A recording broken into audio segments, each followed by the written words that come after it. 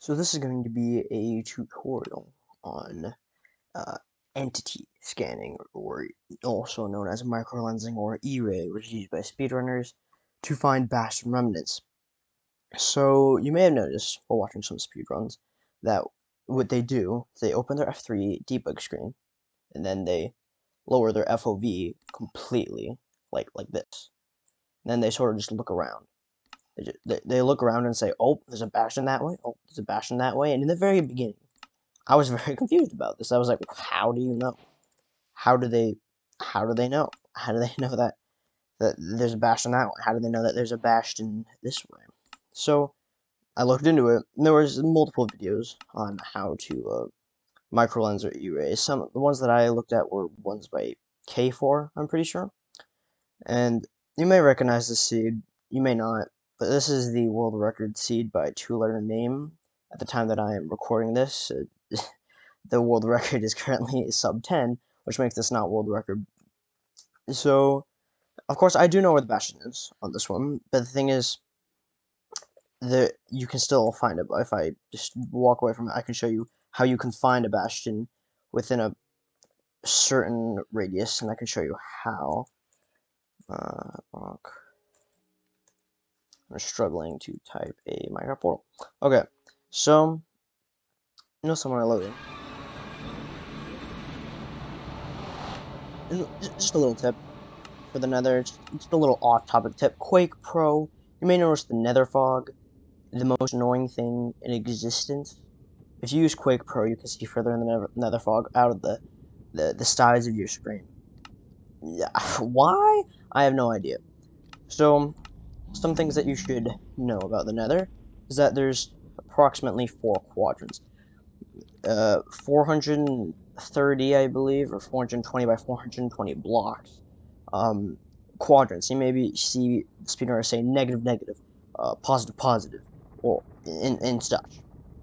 So, the first thing you may notice is that there's a Bastion here, there's a fortress here. You may notice something. If you look at my coordinates right here, this is both the X and the Z. It is positive, negative, neg, they like to say. If you go to the Bastion, it is positive, positive. Both digits are positive. So the way that it works is there's positive, negative, positive, positive, negative, positive, and then negative, negative. So only one structure can spawn in each of them. It's either a fortress or a bastion. The times that you see them overlapping is if they're on like the border, such as like right, yeah. So like right here almost, sort of.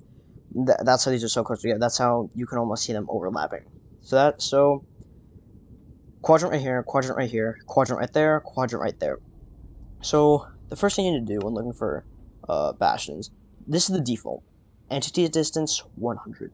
You have to turn this all the way up to 500%, which means that within your render distance, then that's what the entities, that's when you render entities, because entities render differently than your chunks, because this renders chunks, this renders entities. It's completely different. So the thing is, most speedrunners have their chunks to like 24, and then they lower it to 16. You may be wondering, wait, but like distance, you can't see as far. Well, the thing is, with nether fog, it doesn't even matter as long as it's above like 5 render distance chunks. So 16, this gives you about, this is like the quadrants. It's approximately what the quadrants are, like 420 and 420. So that's like the distance during a speedrun that you want to be able to run. So like, of course you could do it like 32 chunks completely, but the thing is, that's just way too far of a distance to run, which is why speedrunners don't do that, because it just ruins the run. It's just too far and it's not good. So there's multiple ways to use E-ray, but I'm just going to show you how to E-ray first. So you may have noticed these numbers. Look at my cursor is top left corner.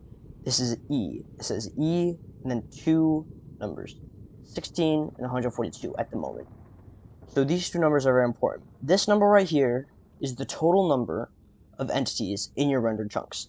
So out of all 16 of my rendered chunks, there's 142 143 entities, and it fluctuates from time to time. So that's how many. And this right here is the number of permanent entities in my field of view. That's important. So you may field of view, FOV. So that's why they lower it, because then you see it went down. Because in your field of view, so if you look at those numbers, it looks like it spiked to 44. So when it goes to about 25, if it's 25 entities, it's probably not a bastion, but it could be like a bridge bastion. But when it spikes up to 40, that's how you know there's a bastion. So if this goes, this goes up, can go up really high. If this number is like above 115, like above 120, that's how you know there's a bastion in your rendered chunks. Like, and make sure that your entity distance is 500%, because if it's not 500%, then it's not going to render the entities. So you can notice that, you'll notice that, boom, it's 47. So if I go straight forward, boom, there's Bastion. And you'll notice that, and because I can see that in my, so what it does is, in your field of view, there's that many entities. And you'll notice that it went up to 63 now. This number went up to 63, 62 now, and such. That's because it's in my field of view. So now it counts those piglins over there, there's pigmen and all that, and everything within my field of view.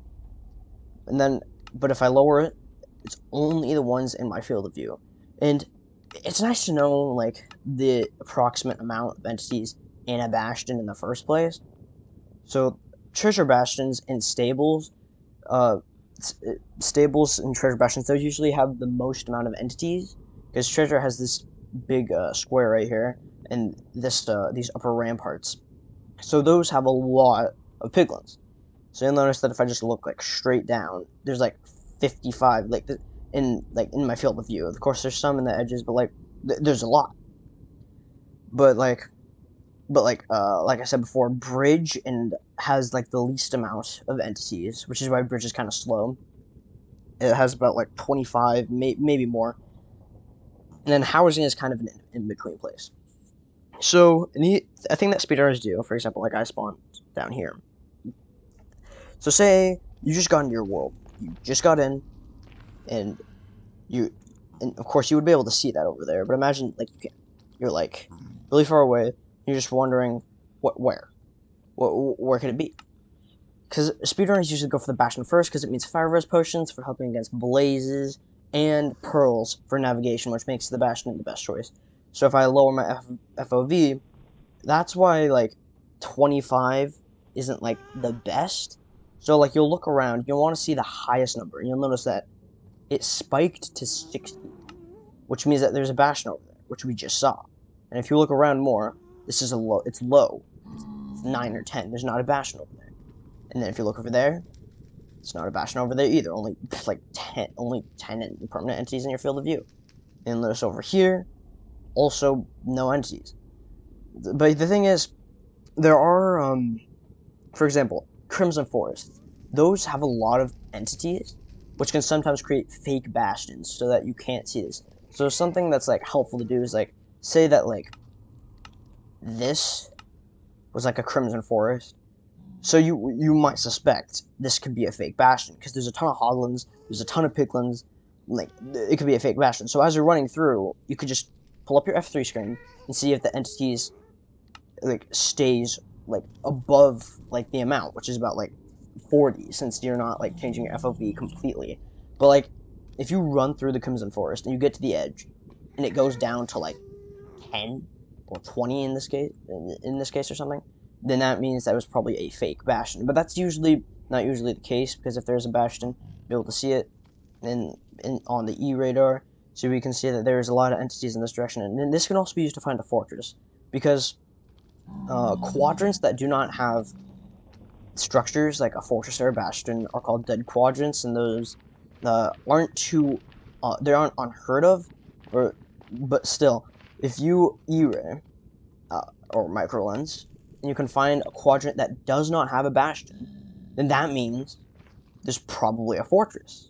So you can use process of elimination to find one, and then you can also find a bastion. So the thing is, you should usually go to the Bastion first, unless you can see the fortress, and and then you can't see the Bastion. Then like if you go to the Bastion, just go to the quadrant next over. So a lot of speedrunners will E-ray or microlens at a Bastion to see where they have to go from there. So just to do a quick review, the two numbers that really matter are these two numbers. Field of view, number of permanent entities in your field of view. Piglins are permanent entities. This is the number of entities in your rendered chunks. These are the two ones that you have to know. And then make sure that your render distance is within the area that you would want to run. 16 chunks is usually the ideal distance. And make sure, this is probably the most important piece, entity distance 500%. Many speedrunners, including me, have like just reset runs because I forgot that my entity distance was only 100%, not 500% that I would like. So usually what I do is I just keep this at 500%. What I would suggest is keeping this at 500% just all the time, because usually the one time you need to change this is for speedrunning. And like if you're speedrunning like all day every day, then like just keep it at that setting, because like the one time you need to change that, which is for a monument, but I'm not going to go into that. So thanks for watching. I hope this was helpful in knowing how to E-ray, microlens, or entity scan to find bastions. I hope this has helped you so that you can finish more speedruns and actually have a place to go in your speedruns so that you actually feel like you're getting somewhere. Thank you for watching, and have a good day.